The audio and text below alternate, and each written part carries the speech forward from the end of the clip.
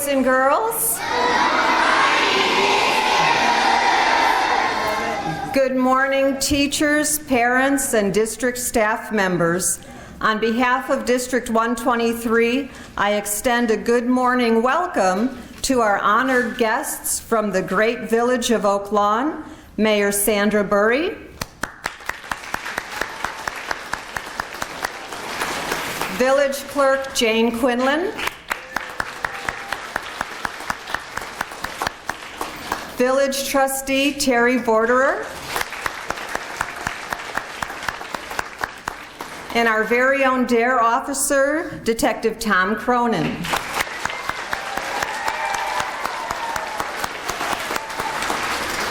We also welcome our special guests from the Carson Scholars Foundation, co-founder Mrs. Candy Carson,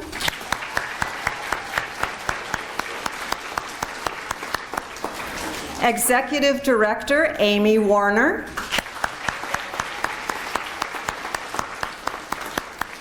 and I'm not sure if Elizabeth Long made it this morning, but if she's here, we extend a welcome to you also. She's a great supporter of the foundation. And we welcome our guests from Advocate Christ Medical Center. We have Tony Mooney Gardner, the Director of Public Affairs and Marketing. And now won't you please join me in standing for our national anthem.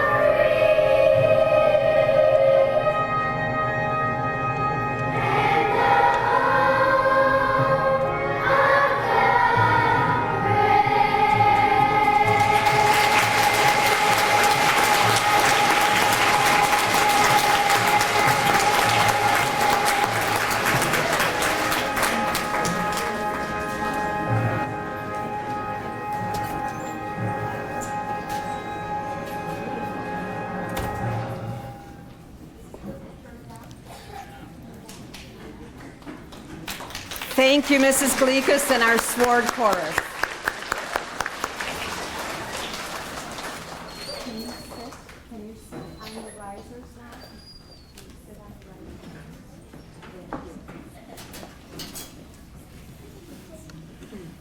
Today is a very special day for Sword School, one that's been years in the making. Through the generosity of Dr. Ben Carson, the Carson Scholars Fund, and Advocate Christ Medical Center, we, our school, are the grateful recipients of a beautiful gift, our very own Ben Carson Reading Room. To begin our program, it is my pleasure to introduce Dr. Enderle, Superintendent of our fine district. Please join me in welcoming him to the podium.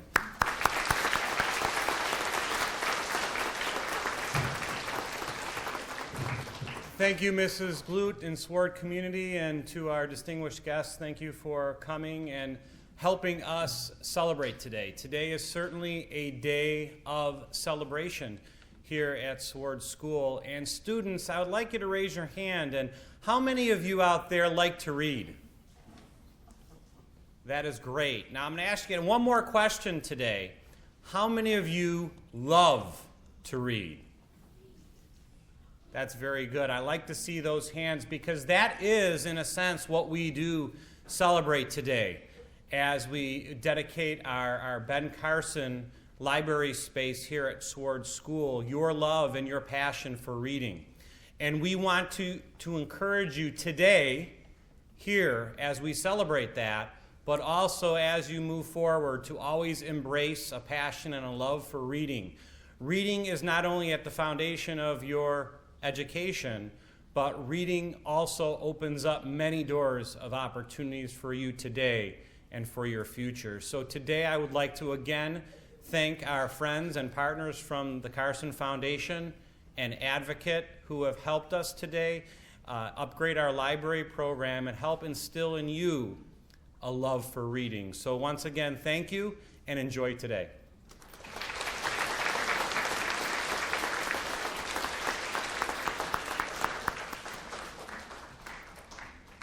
Thank you, Dr. Enderle.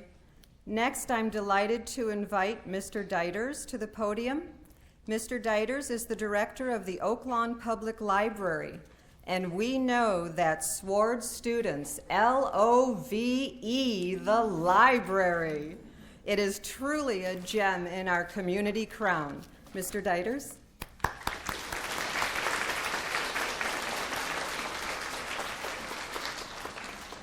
Good morning, everybody. I understand that Dr. Ben Carson's favorite childhood book is Chip the Dam Builder by Jim Kilgard.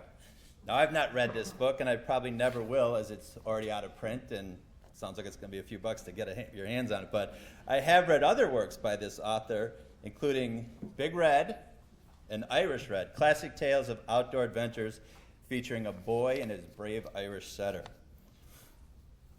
One of my favorite books from my childhood is Ferdinand the Bull. You guys ever read this one? All right.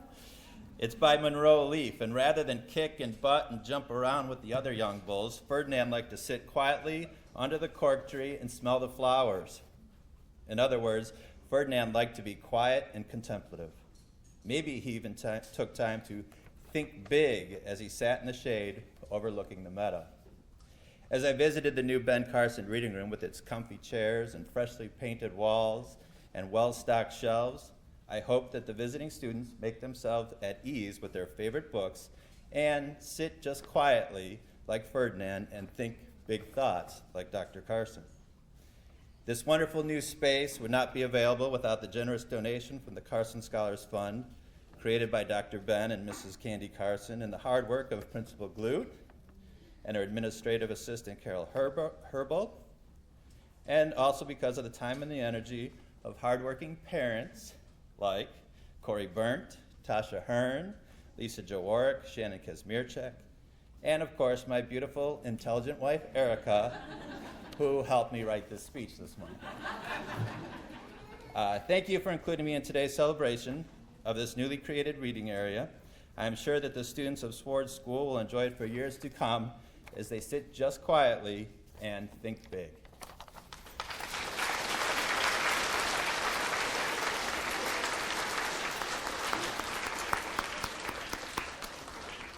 Thank you, Mr. Deiters. At this time, our chorus, under the direction of Mrs. Gleekus, would like to share a song or two.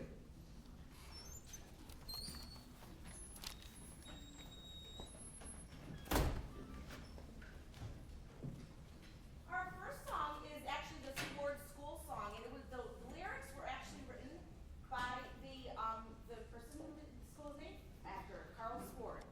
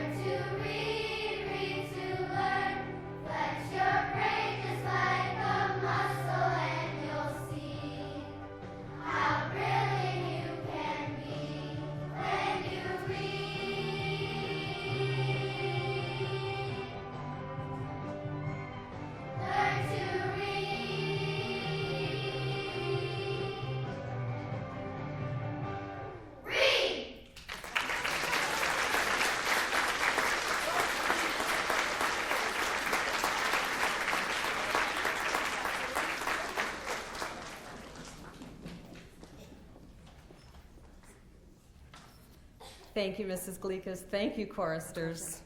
Very wonderful. Just wonderful.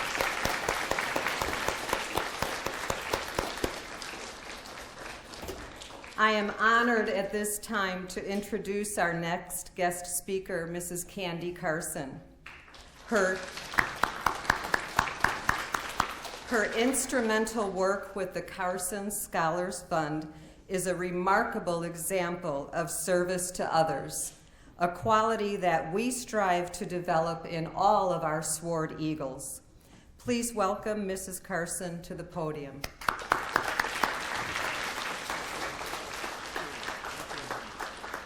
Well, good morning, everyone. It is so great to be here. I tell you, I really enjoyed the choir. Can we give them another hand?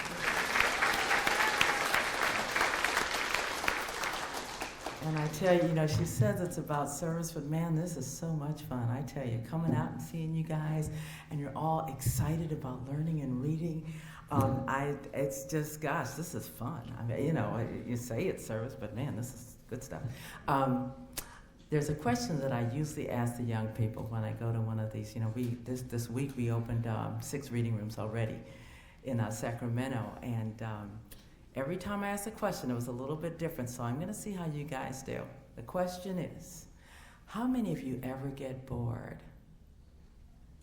Okay, all right, yeah, well, you're in keeping, I tell you. Okay, you can put your hands down now. Do you ever have to be bored? I mean, what can you do to not be bored? Okay, how about you? Little fellow with the yellow collar and the red. Yeah, on the end here, sweetie. Yes. No, you, yes. What did you say? Oh, I'm sorry. I thought you were saying me. Okay, all right, yes, that's what you can do, and it's amazing. Thank you. You can put your hands down now because you'll get tired if you don't. Yeah, put them down. Get relaxed. But you can go anywhere. I mean, you can probably tell me a dozen places that you've been in a book. I mean, you can become a butterfly and fly around and visit all kinds of different flowers and plants, or you can be a bee. Bees don't even know they're pollinating plants. They're just going and getting what they need to make their honey. You could shrink really into a really tiny little person so that you could be inserted in a hypodermic needle and then go in somebody's veins and go into their heart and watch it beat and go into their eyes and look out and go into other places that you probably want to talk about. But anyway, the good thing, you could be a dinosaur and you can make the earth shake when you walk. You can be just anything.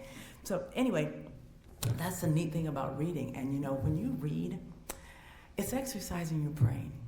Because you not only recognize letters, but you put them together to form words, and then the words come and become phrases, and the phrases become concepts. So you're exercising your brain and developing your imagination. Now, our brains are pretty wonderful things, and being married to a neurosurgeon, I hear about this all the time. Did you know that your brain can process more than 2 million bits of information every second? Ooh. Yeah, I'm still wowing about it. I say it, every time I get up here, and it still get me. And people will say, you can't learn this. You shouldn't learn that. You shouldn't learn that because it's going to overload your brain. Not possible. Because if you were to learn one fact every second, it would take you 3 million years to start to challenge the capacity of these brains we have in our heads between our ears. So, I got to tell you a story. It's a story about a little girl who's about your age. She was at school, playing in the play yard, and she fell off a swing, and she had a seizure. That's when your arms and legs jerk uncontrollably, and other things. But anyway, they weren't all that alarmed about that because a lot of times there's post-traumatic seizures when there's some type of an accident. Well, her seizures started to increase. It was 1 a week, and then it was 1 a day, and then it was 10 a day, and so on. So her mom and dad, started taking her to doctors to find out what's wrong. And they were in Connecticut. They went to New York. Well, they started in Connecticut, but then they went to New York, they went to Boston. There was a doctor there that said, this looks like Rasmussen's encephalitis. I know it's a mouthful, but what it is a type of disease that nothing could be done about.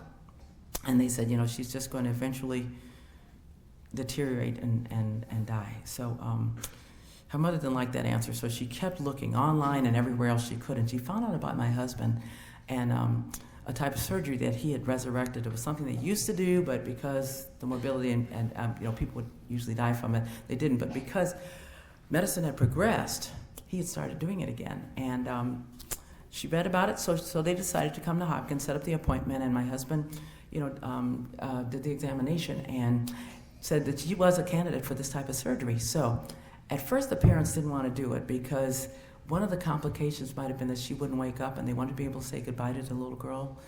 And so they took her back to Connecticut, seizures and all. And that Christmas, she was in a play, and on the stage, she had a seizure right in the middle of the performance. I mean, hands jerky and all that. So they took her back to Hopkins and they did the surgery and everything went well except for one thing. She didn't wake up. And her parents were really besides themselves with grief because they said, we didn't get a chance to say goodbye. She might not even wake up ever. So a week went by, 2 weeks went by. She liked Mr. Rogers. Any of you heard of Mr. Rogers? Yeah, Mr. Rogers, really cool with his puppets and all the songs and poetry. Well, they would play his tapes. Still didn't wake her up. Mr. Rogers heard about her, and he brought his puppets there to her bedside. And still she didn't wake up. So 4 weeks.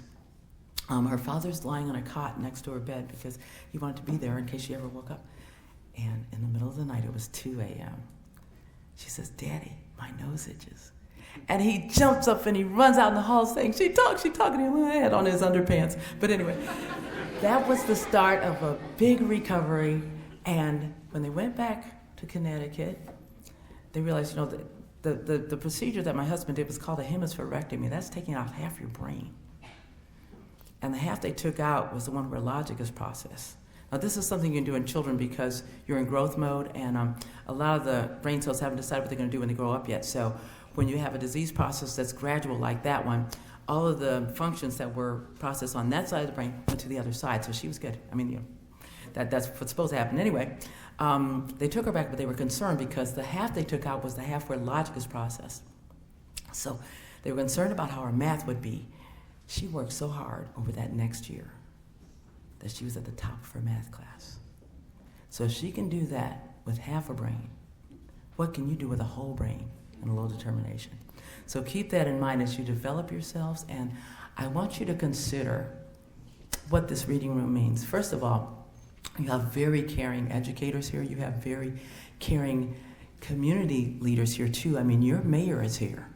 She cares about you. Okay, and the clerk from trustees from the board, you've got the superintendent here, you've got the librarian, you've got the donors here. They all care about you and your futures. So make sure that you take advantage of this room, but not only that, to thank them when you see them. Because they went to a lot of hard work to make sure that you're going to do well and be the best that you can be, okay? So please remember to thank them, thank you, and I want to thank you all for coming too, because it means a lot to them, and it means a lot to us because they're our future. Thank you.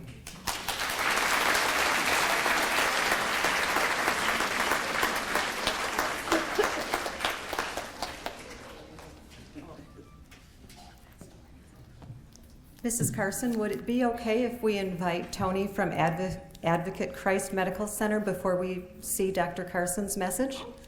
Okay, boys and girls, I'd like to ask you to help welcome to the podium Tony Mooney Gardner from Advocate Christ Medical Center. She has a few words to share with us.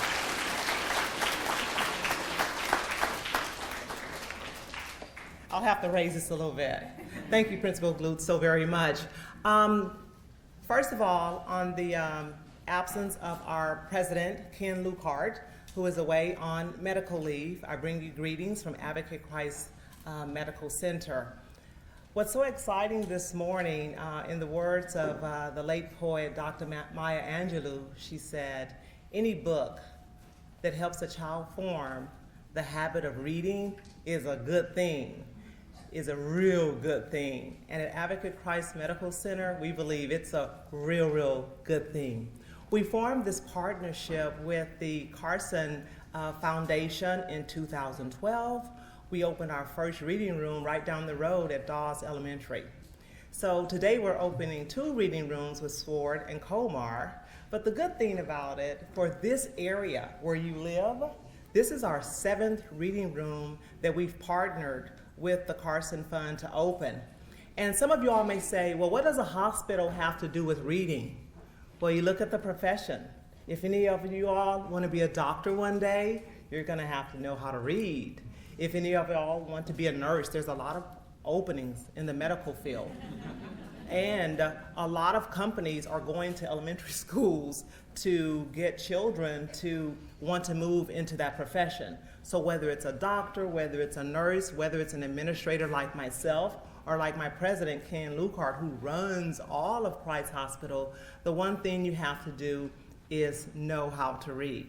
So before I close, I do have one gift for one student. We're going to take about 30 seconds that can answer when I ask this, who can tell me my favorite book when I was you all's age.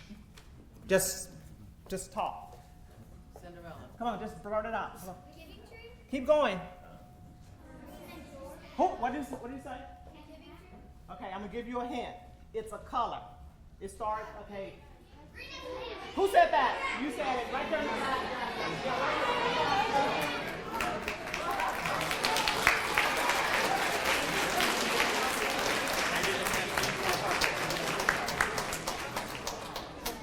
What's your name?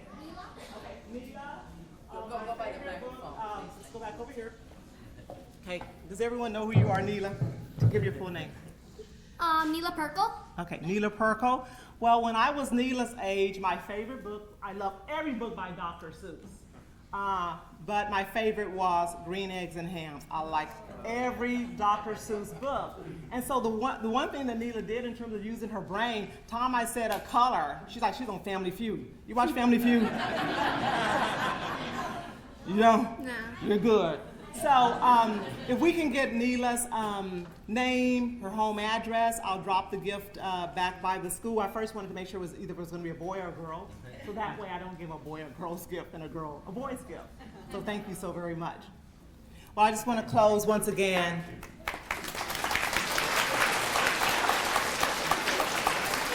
We'll get her name.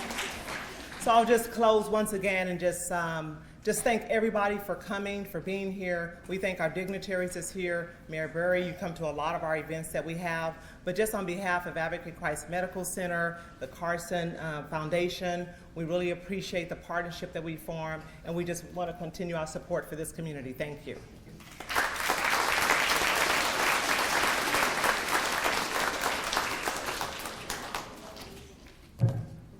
And as a special gift to Ms. Gardner, we have from all of our students a book of our own. Each of our 440 students wrote a story within this notebook about what reading means to them, their favorite books, what they hope to gain through their time spent in the Carson Reading Room. It is a treasure. Our students are so creative and they're so thankful. So this is for you. I want to take it before you both change your mind.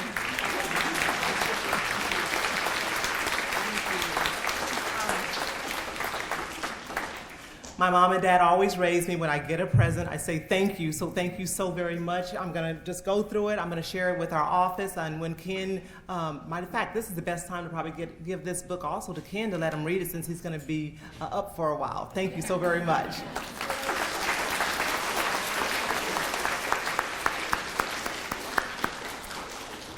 And now we need to do just a little bit of preparation, pulling the screen down, turning the lights off. We have a very special message from Dr. Ben Carson.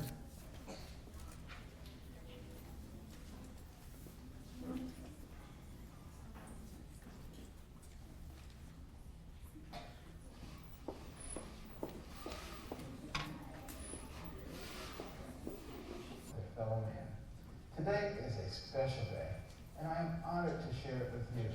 We are gathered to open your school's Ben Carson Reading Room. The Reading Room is a special place filled with hundreds of books. Magical things happen when you open a book. With a book and your imagination, you can travel the world without leaving the reading room. You can explore the ancient Egyptian pyramids, roam the earth with the dinosaurs, or fly like a bird. You can spend time with old friends like Judy Moody, Eddie Dickens, or Big Nate. You can meet new friends like Gerald, Piglet, Percy Jackson, the Pigeon, or Wimpy Kid. You'll find books about cats, dogs, elephants, spiders, monkeys, and any other animal you can imagine. Anywhere you want to go, anyone you want to meet, you can do it in a reading room by picking out a book. This room was built for you to explore history and the world through books. Harriet Tubman once said, "Every great dream begins with a dreamer." The reading room is designed to fuel your dreams and to inspire your imagination. When I was younger, my mother encouraged me to turn off the TV and read every day. She was a smart lady because she knew that if you can read, you can do anything. When I began reading for fun, I went from being one of the worst students in my class to being the best. Reading helped me to excel in high school and in college. I hope you love to read as much as I do, and that you regularly visit your school's Ben Carson reading room. You know, when I was a kid, one of the things that I hated the most was poverty. You know, I just thought I must have been born into the wrong family and the wrong environment. I just hated it. And as I started reading, particularly stories about people of great accomplishment, poverty didn't bother me anymore, because I came to understand that the person who has the most to do with what happens to you in life is you, and that you can change your circumstances.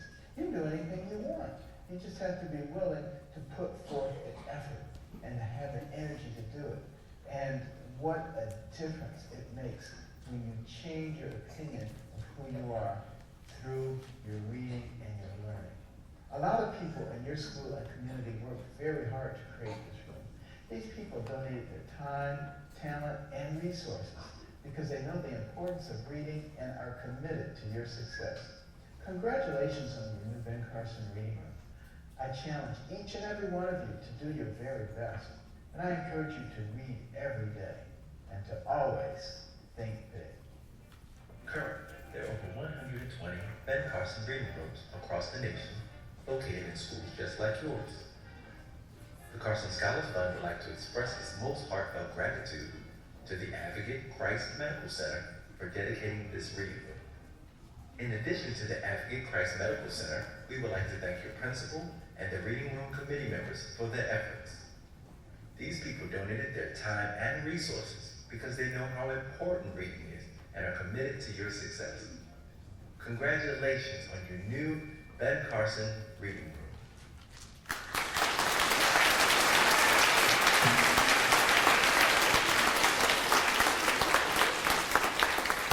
Of our closing poem, I would just like to share a couple of things with you. First, I'd like to give you some statistics from our Big Thinkers Club. That was our reading incentive program that we ran for 3 weeks, part of that time being spring break, and it was a great success.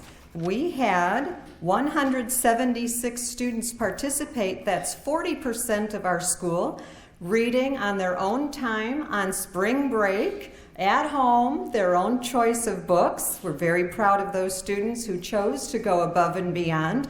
They read 89,206 minutes, which translates to 1,486 hours and 46 minutes.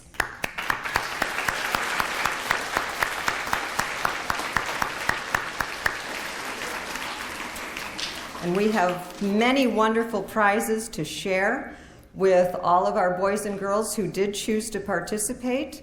And one of those prizes was being able to be a part of the red ribbon cutting ceremony that will occur right after our assembly. Our Ben Carson Reading Room could not have come together without the creative energy and hard work of our volunteer parent committee. On behalf of all of us here, I would like to thank Mrs. Berndt, Mrs. Deiters, Mrs. Hearn, Mrs. Jaworek, and Mrs. Kazmerchek for creating that dream and making it a reality for our students. Thank you.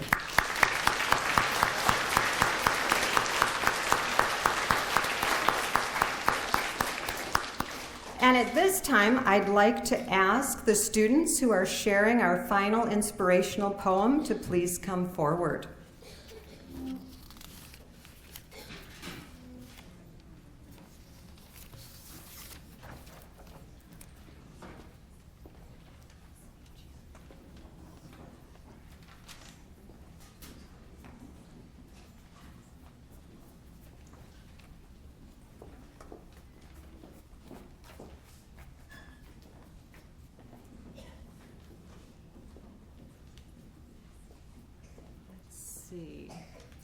I think we need Micah and Olivia.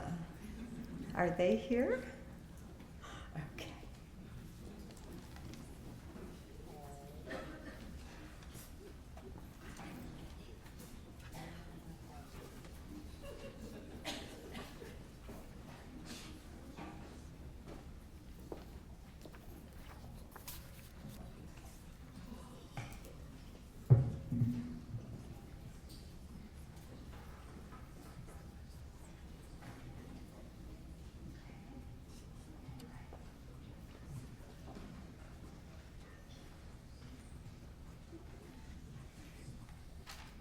The more you read, the more you know.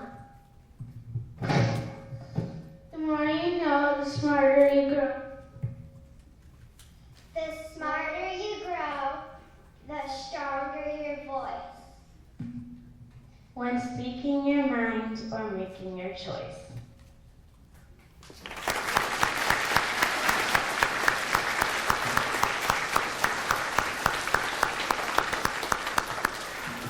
The more you read, the more you know.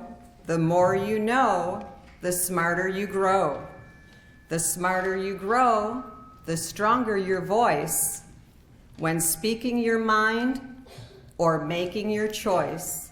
And boys and girls, that's what we're all about here at Sword School, helping you to become the very best you can be so that in your future, every opportunity, every possibility is open to you. I thank everyone for coming to our ceremony, and let's give our speakers a round of applause.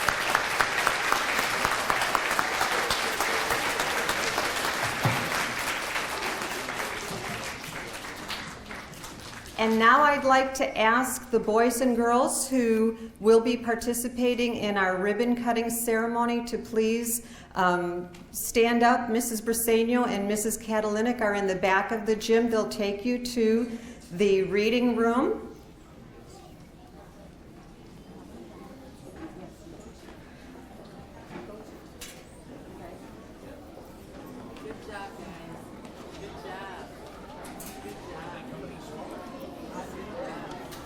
Before we dismiss our boys and girls, I'd just like to invite our honored guests to the reading room at this time, and then we'll manage the traffic of the kids getting back to their classrooms. So please, guests, the room is in our library, and if anyone looks uncertain in the direction, please bring your friend along.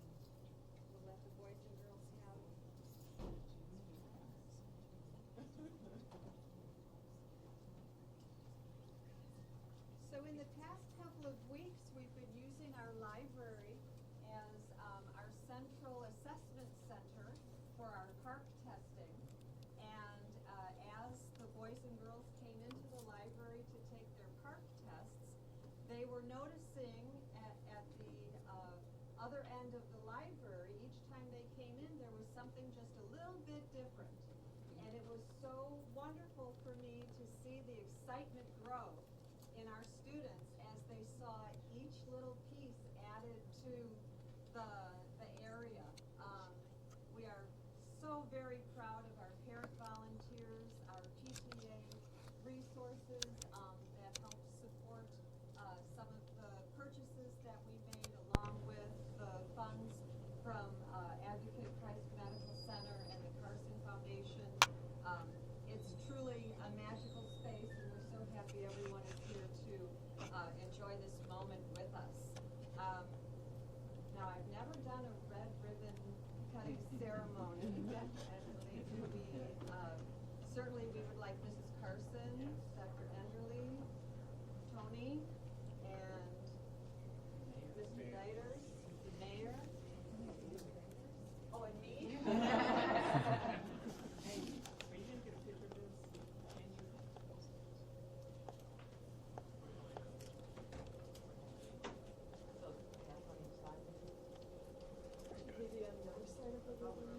Oh, you wanna do that? I don't know which way. Well, since they're shooting from that way, we're Okay. gonna do it this way. Okay. Yeah, and that way you get all of the, so can we all get our hand on there? Yeah. You need this for paper. Yes. Put it over here. Okay, you wanna put your hands and you wanna put your hand on there too. I'll take the bottom. Okay, I'm gonna count. 10, 9, 8, 7, 6, 5, 4, 3, 2, 1. Okay, it's There we go.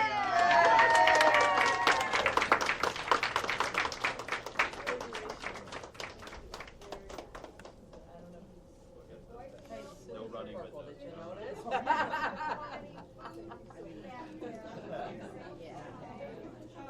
Place where the mayor would come out. At your table, but if you'd like to come back and Great. take a look Perfect. around. I'll use my